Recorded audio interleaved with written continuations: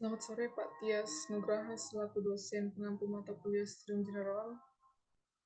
Perkenalkan, saya Putri Anjani Natali Surbakti, NIM 121190070 dari kelas TIB. Di sini saya akan presentasikan mengenai String General Modul 5, yang dimana Modul 5 String General tersebut berjudul Communicating Your Research.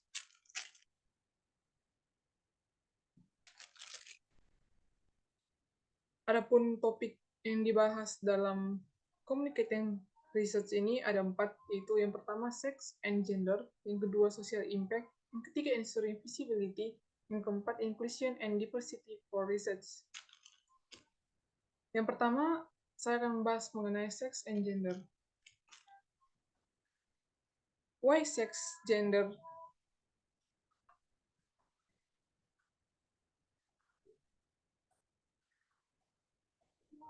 Why sex and gender are important in research? Mengapa seks dan gender itu sangat dipentingkan dalam sebuah penelitian? Yang pertama, manfaat masukkan jenis kelamin dan gender dalam penelitian itu, yang pertama, dalam segi ilmiahnya, dapat menganalisis dan melaporkan temuan khusus jenis kelamin dan gender yang menghasilkan basis pengetahuan yang lebih akurat dan meningkatkan ketelitian ilmiah. Yang kedua, pada bagian etis.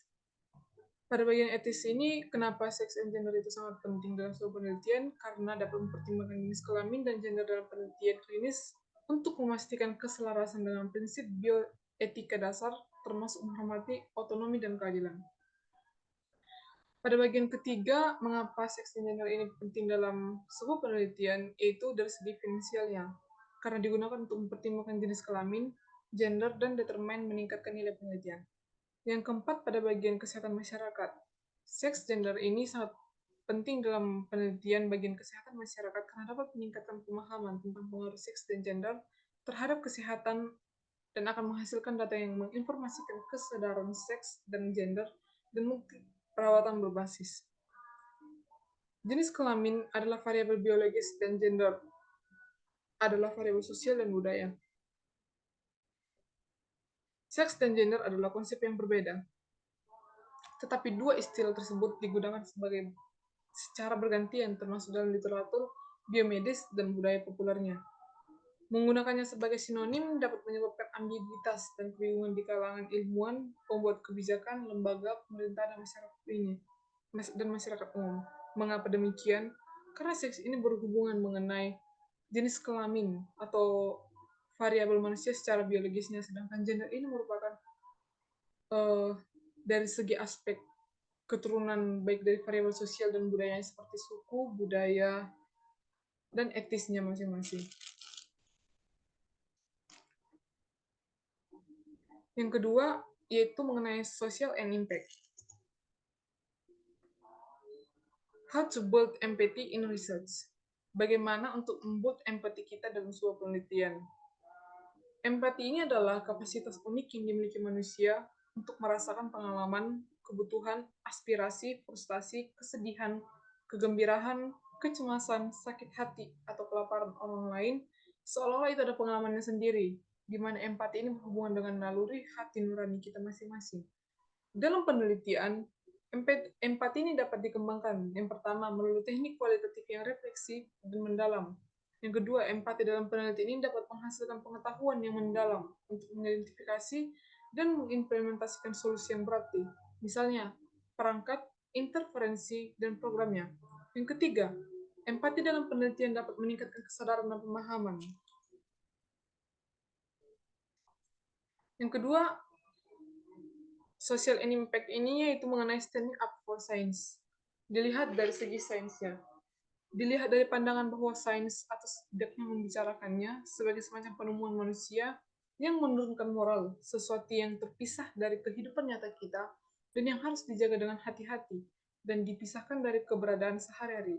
Namun sains dalam kehidupan sehari-hari tidak dapat dan tidak boleh dipisahkan. Mengapa demikian? Karena kita hidup di dunia yang apapun yang kita lakukan itu ada secara dunia dapat dihubungkan dengan sains seperti kejadian kita dapat gravitasi atau kita dapat memijak bumi ini, itu juga salah satu dari bagian sains. Itulah mengapa pentingnya standing up for science ini. Yang kedua, yang ketiga, how to write a lay summary. Yang pertama, penulisan sains yang penuh dengan detail. Sains yang ditulis itu harus penuh dengan detail. Mengapa demikian? Karena sains merupakan ilmu yang harus mempunyai bukti-bukti atau dapat dibuktikan secara nyata, dapat dipertanggungjawabkan apa saja ilmu yang dapat ditemukan tersebut. Karena sains merupakan suatu hal yang terpisahkan dari kehidupan. Jadi ketika penulisan sains harus penuh dengan kedetailan, baik secara data-datanya dan baik secara apa ya informasi yang disampaikan dalam penulisan sains tersebut. Yang kedua, prioritaskan detail yang benar-benar perlu dibagikan. Filter sisanya. Yang ketiga, hanya bagian yang penting-penting saja. Bukan berarti karena penuh dengan kedetailan, penulisan sains itu ditulis dari hal-hal yang umum sampai yang bisa dikatakan sebagai kurang penting untuk mendukung penulisan sains tersebut.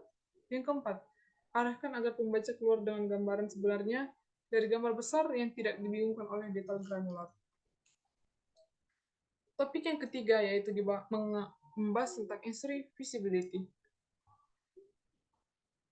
How to promote yourself and your research as an early career research. Bagaimana mempromosikan diri kita sendiri dan penelitian yang kita temukan tersebut di dalam karir research atau karir penelitian. Seorang peneliti karir awal menghadapi kontradiksi. Di satu sisi, akademik saat ini memberi peneliti akses yang lebih baik, lebih luas, dan lebih cepat ke teknologi dan informasi. Di sisi lain, faktor pembatas seperti dana dan sumber daya juga memainkan peran penting dalam bagaimana kita mempromosikan diri kita dan penelitian kita tersebut dalam dunia atau karir penelitian. Faktor-faktor ini mempengaruhi peneliti karir awal karena mereka menyadari potensi peneliti mereka mampu, namun mereka berkurang pengalaman saat melamar hibah, di mana potensi peneliti mereka berkurang saat mereka melamar hibah. Oleh karena itu, baik pemerintah, baik industri, dan akademisi perlu mendukung mereka. Adanya dukungan dari baik pemerintah, industri, dan akademisi ini dapat membantu si penulis tersebut untuk mempromosikan dirinya, untuk mempromosikan apa penelitiannya untuk dapat dikembangkan lagi. Yang dimana penelitiannya tersebut sudah memiliki aspek-aspek dari segi informasi yang sangat penting yang dapat menguatkan atau mendukung pengetahuan dan menciptakan pengetahuan yang baru. Yang kedua, jaringan untuk peneliti karir awal sangatlah penting untuk kesuksesan jangka panjang dan kemajuan karir. Ada banyak manfaat untuk berjaring-jaring, termasuk transfer pengetahuan dan kolaborasi, pengenalan calon pemberi kerja dan mentor, peluang untuk mempromosikan pekerjaan Anda, dan keterlibatan dalam jaringan dukungan di institusi Anda. 7 strategies for scientists to communicate their research and create a brand. Ada 7 strategis yang dapat diciptakan untuk hubungan komunikatif penelitian dan menciptakan suatu brand, suatu produk. 7 strategies atau 7 strategis untuk saintis untuk mengkomunikasikan riset dan menciptakan merek. Itu yang pertama, adanya publikasi. Publikasi ini dapat melalui jurnal, buku, atau hak paten. Konferensi ilmiah melalui pembicara, dan presentasi poster memenangkan suatu kompetisi dan menerima hadiah. Penjangkauan yang ketiga dapat menjadi bagian dari 7 strategis ini. Kenapa demikian? Karena penjangkauan terlibat dalam penjangkauan dengan badan pendanaan penelitian ilmiah, di mana seorang peneliti itu harus mempunyai dukungan baik dari segi pendanaannya untuk dia dapat mempublikasikan penelitiannya tersebut. Yang keempat, siaran pers atau suatu organisasi.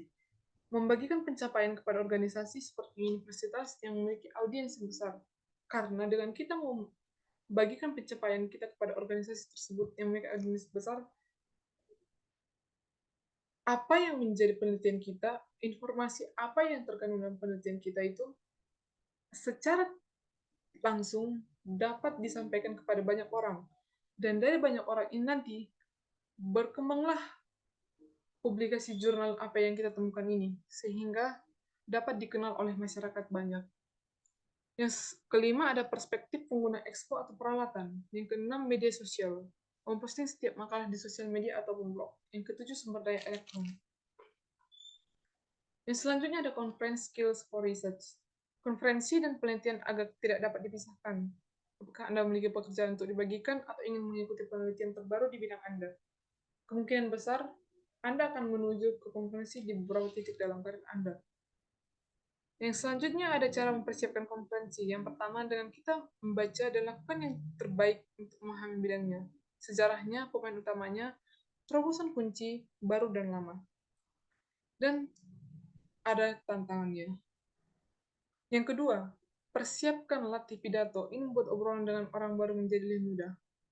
Bagaimana cara public speaking kita yang baik ketika kita membuat obrolan dengan orang baru, sehingga apa yang kita sampaikan tersebut dapat dimengerti, dapat dipahami oleh audiens atau lawan bicara kita tersebut. Social media for research. Media sosial untuk penelitian. Mengapa menggunakan media sosial? Ini adalah hal yang paling banyak dipertanyakan di era sekarang. Tidak heran mengapa media sosial ini digunakan sebagai media untuk penelitian. Yang pertama karena perkembangan zaman sekarang yang sudah sangat pesat, membuat setiap akses dunia dapat menyatu hanya dengan satu alat komunikasi, yaitu media sosial. Dengan adanya media sosial, kita dapat mencari referensi apapun yang dapat memperkuat penelitian kita tersebut dan akan menghasilkan penelitian yang lebih baik karena adanya referensi-referensi dari media sosial tersebut yang dikumpulkan atau saran-saran yang dapat membuat kesimpulan dari sebuah penelitian kita tersebut sangat menarik dan sangat bagus. Adapun alasan mengapa menggunakan media sosial ini, yang pertama itu media sosial melayani kita sebagai makhluk sosial. Seperti kata pepatah, tidak ada manusia yang bisa berdiri sendiri. Yang kedua, media sosial sudah ada sejak adanya sistem pos. Benjamin Franklin adalah salah satu pendukung awal.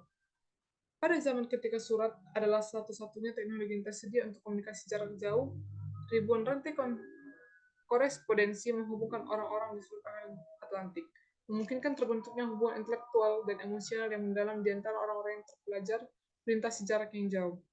Itu adalah jaringan untuk mendapatkan reputasi, bertukar ide, dan bertukar hasil. Efek yang sama juga tersedia meskipun dalam kepadatan yang lebih besar, beralat-alat modern bagi para peneliti saat ini. Di dunia yang sulit untuk mendapatkan reputasi, hal ini telah menjadi kebutuhan dasar bagi para penelitinya. Yang selanjutnya, how to promote your research for maximum impact. Langkah-langkah untuk memastikan penelitian Anda diperhatikan, yaitu yang pertama, mempersiapkan artikel. Yang kedua, mempromosikan artikel yang telah diterbitkan. Yang ketiga, yaitu memantau artikel Anda.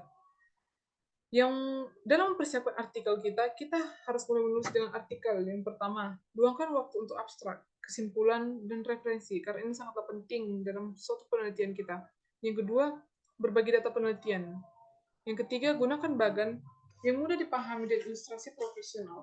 Yang keempat, gunakan bahasa naskah yang jelas dan benar. Topik yang selanjutnya itu inclusion and diversity for research. What is mean and how to best advocate inclusion and diversity in science. Kebersamaan sangatlah penting untuk mengembangkan lingkungan penelitian yang beragam dan inklusif. Ini adalah proses berkelanjutan, di mana upaya sadar dan gigih dilakukan untuk memajukan hak-hak kelompok yang terpinggirkan. Menjadi sekutu yang baik membutuhkan lebih dari niat baik, melainkan seperangkat pengetahuan dan keterampilan yang relevan. Ahli mencakup mentor, supporter, champion, penolong, dan teman. Inclusion and diversity in scientific publishing. Why it's a requirement? Why it's a requirement, not a choice. Ketimpangan dalam penelitian akademik dimanifestasikan dalam banyak cara. Wanita, ras, dan etnis minoritas sangat kurang terwakili di dunia akademis. Analisis jenis kelamin dan gender belum sepenuhnya diintegrasikan ke dalam desain penelitian.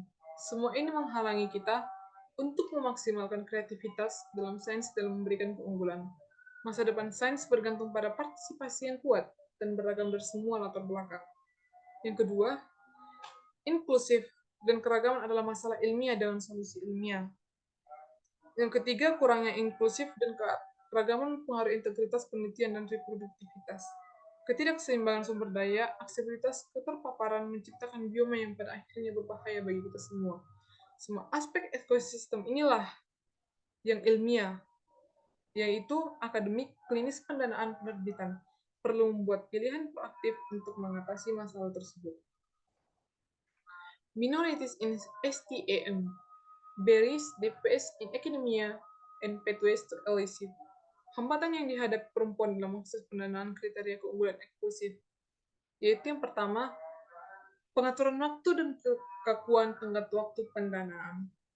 Banyak pihak-pihak pendanaan yang membuat waktu kita mengerjakan atau memenuhi syarat-syarat mereka itu sangatlah singkat, dan itu sangat mempengaruhi bagaimana kita dapat mengakses pendanaan tersebut. Karena ketika waktunya semakin cepat, banyak hal yang harus dikorbankan. Karena untuk mengurus akses setiap pendanaan ini memerlukan waktu yang cukup panjang. Yang ketiga, perundungan, pengucilan, pelecehan, dan stigmatisasi. Yang keempat, pengecualian perempuan dan pembicaraan yang diundang, hargaan, peluang promosi, misalnya, Anda belum siap atau tidak patut diperhatikan. Adapun tindakan anti ujaran kebencian dalam pathways to elicit ini, yang pertama, mencegah intimidasi, pelecehan, intimidasi di tempat kerja. Yang kedua, keamanan dari perjalanan atau selama perjalanan, kesenjangan gaji, plus adanya hambatan untuk pekerjaan atau promosi. Yang keempat, interseksionalitas. Yang kelima, bukti data, kewajaran, dan pendanaan. Yang keenam, visi yang lebih berani dan efektif untuk naik level. Yang selanjutnya adalah reflection on making an inclusive research environment. Yang pertama, jenis kelamin ditentukan saat lahir oleh kemampuan reproduksi laki-laki, perempuan, atau intersex. Transgender individu yang jenis kelamin dan jenis kelaminnya tidak selaras. Gender konstruk sosial yang diidentifikasi orang sebagai, yaitu anak laki-laki, perempuan, kombinasi di luar binar gender. Kami mencatat bahwa jenis kelamin dan gender tidak harus sama. Yang kedua, intersex individu yang tidak memiliki dasar jenis kelamin yang jelas dan memiliki beberapa karakteristik dari kedua jenis kelamin dalam banyak kombinasi-kombinasi. Yang ketiga, definisi seksualitas. Yang keempat, homoseksual, tertarik pada orang dengan jenis kelamin yang sama. Yang kelima, panseksual, tertarik pada orang tanpa memandang jenis kelamin. Istilah gay umum untuk seorang yang tertarik pada jenis kelamin yang sama. Aseksual biasanya tidak mengalami ketertarikan seksual. Lesbian, seorang wanita yang tertarik pada wanita lain. Heteroseksual, tertarik pada lawan jenis. Biseksual, tertarik pada lebih dari satu jenis kelamin. Demiseksual, seseorang yang tertarik pada orang yang memiliki hubungan emosional romantis yang kuat dengannya. Nah, yang selanjutnya, how your research can make an impact on society. Bagaimana penelitian kita tersebut dapat menghasilkan impact bagi kehidupan sosial. Yang pertama, para peneliti menghadapi tekanan yang semakin meningkat untuk menunjukkan bahwa pekerjaan mereka memiliki relevansi lebih dari sekedar dunia akademik.